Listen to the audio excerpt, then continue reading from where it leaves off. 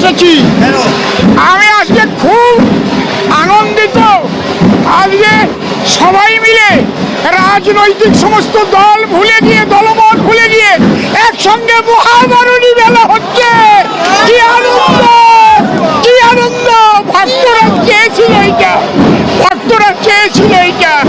রাজনীতির জায়গায় পড়ে থাকুক, আমার মা, আমার ঠাকুর, সবাই আমরা একসঙ্গে চলবো।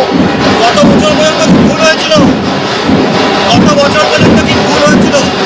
মনে সমস্ত মতুয়াদের মনে তো ব্যথা থাকে না। আপনি বোঝেন না, একটা পরিবার আমরা, শুধু এই পরিবারটা না বাবা, সারা ভারতব্যাপী, বিশ্বব্যাপী এই মতুয়া পরিবার, সেই পরিবার চায় আমরা সবাই একত্রিত হয়ে যাই। কিন্তু একটা বিষয় বারবার দেখা গেছে আপনাদের সঙ্গে, মানে শান্তনু ঠাকুরের সঙ্গে মমতা ঠাকুরের বারবার দিলেন।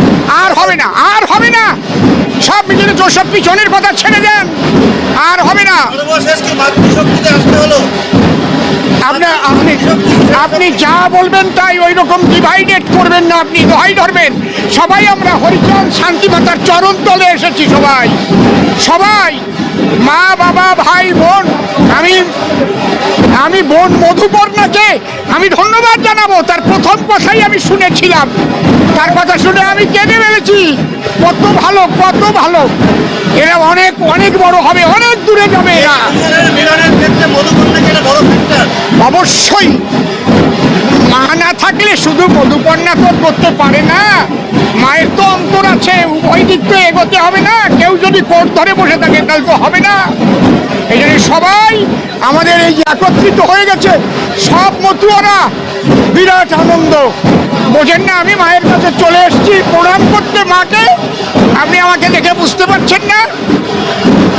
আমি তো এই পরিবারেরই মানুষ। আমি প্রথম এই মাকে গামছা ভিজিয়ে এনে স্নান করিয়ে দিয়েছি, কামনা সাগরের জল দিয়ে। মা দেই নেই, গামছা ভিজিয়ে জল দিয়ে।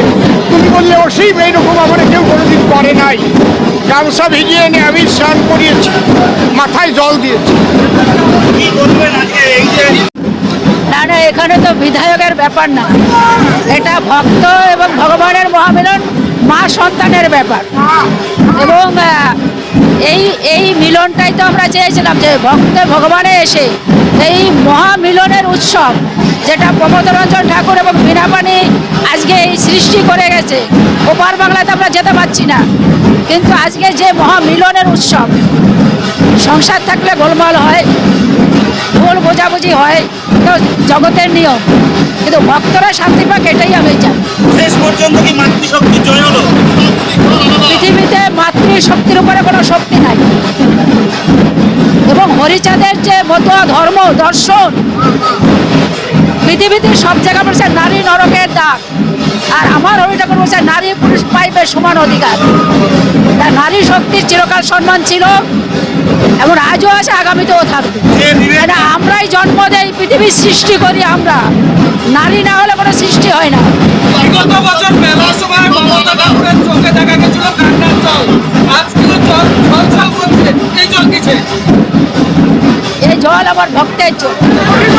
গতবার যেভাবে যে তাণ্ডব হয়েছিল, ভক্তরা সঙ্গে সঙ্গে বেরিয়ে চলে গেল, কিন্তু আবার সেই ভক্তরা ফিরে এসে আনন্দে নিয়ে, সেটাই আমার মনের ভেতরে আজকে সেই পুরনো স্মৃতির কথা মনে পড়ে চচ্চল চলছে।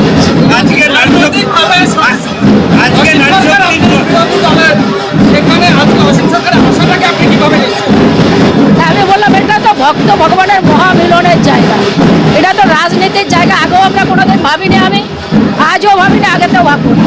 কেননা আমি যে রাজনীতি করি, সেই রাজনীতি আমাকে শিখিয়েছে যে ঠাকুর বাড়িতে কখনো রাজনীতিটা করবে না, এবং আমি আমার নিজের কার্যালয়টা পর্যন্ত ঠাকুর বাড়ির বাইরে রেখেছি। আজকে নারী শক্তির জয় হচ্ছে, কিন্তু এতদিন ধরে যে বিভেদ ছিল, পুরুষই একমাত্র সাংবাদিকতা হতে পারবে, আপনাকে এই যে বারবার নানা অপমান সহ্য করতে হচ্ছে।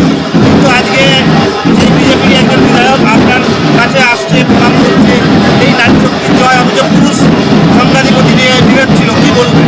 শুনুন, প্রথম তো মতো ধর্মটাই বোঝেনি। ঠাকুরের দুটো তিনটে কথা বুঝলে আমরা বুঝতে পারি যে নারী পুরুষ পাইবে সমান অধিকার।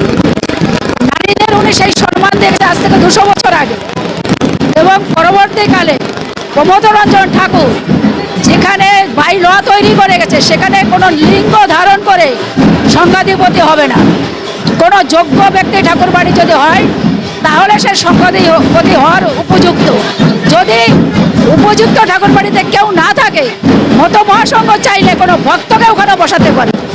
এত বড় বাই ল তৈরি করে গেছে Piyar Thakur. Thank you thank you.